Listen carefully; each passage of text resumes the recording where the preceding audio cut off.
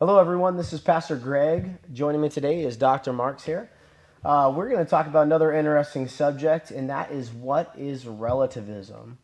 Now, a funny quick story my wife told me when we were discussing this subject is she went to school. I believe she was in high school at the time. And she walked into her classroom, and the teacher was sitting up on top of the desk. And all the students were kind of confused, and she was actually in her pajamas. And they were all came down and sat in their chairs, and they were wondering what in the world is going on. They said, "Why are you sitting on your desk?" And she said, "Well, why are you sitting on your chair?"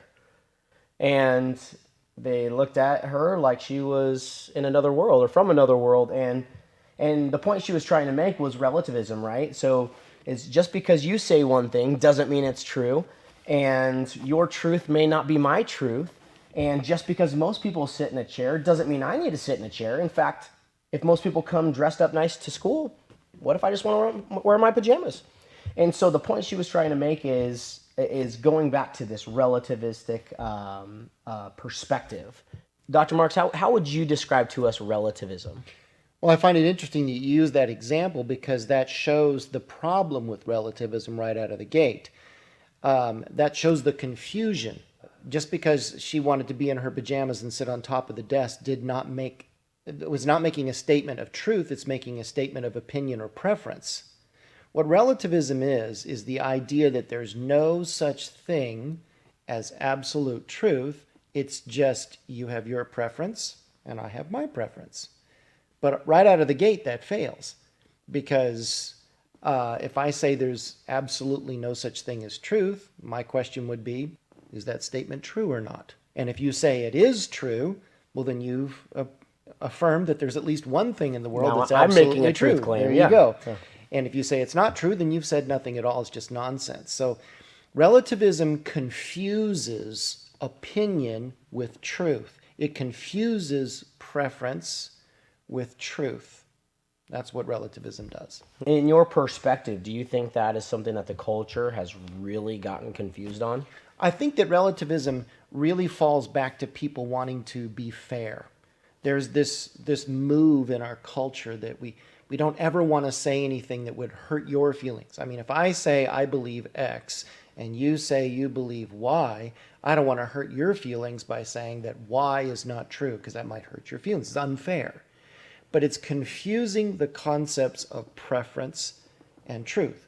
For example, if I say there is a God, that's what I believe, and you say there is no God, well, there either is a God or there is no God. Sure. One of these statements is going to line up with what is actually in the universe, what's actually real. Absolute truth, right? There is such a thing. So just because I don't like the idea or may feel unfair to make an absolute truth claim, just being relative about everything does not work. It fails. You know, it's funny, as you were saying that, I was thinking of the two quote unquote most offensive topics that a person can talk about: politics and religion, right? Mm-hmm.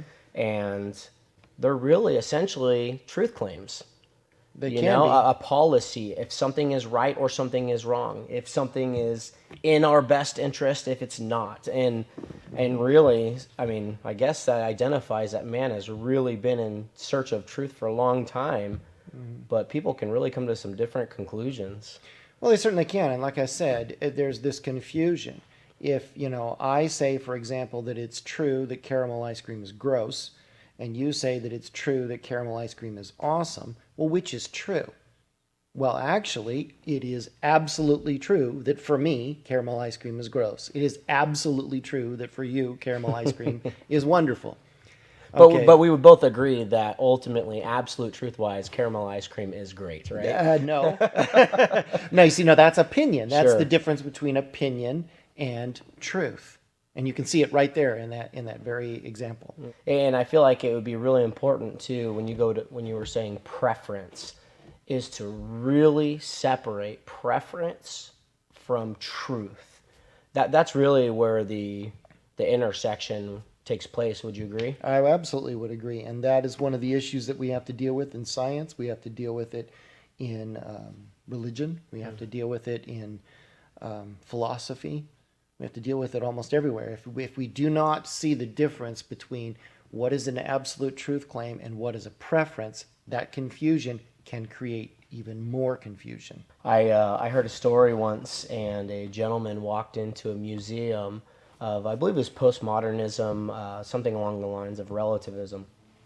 And he walks into this museum, and he sees a staircase that goes to nowhere. And by the staircase, it says, "Who says that stairs always have to lead somewhere?"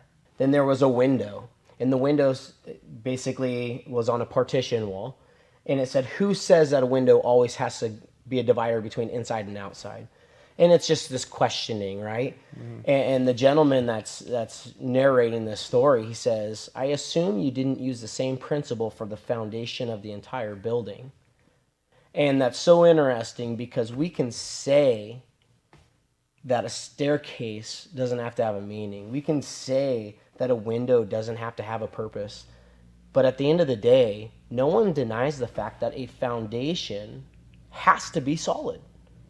And I think that applies towards absolute truth in that same exact way, is that there is an absolute truth.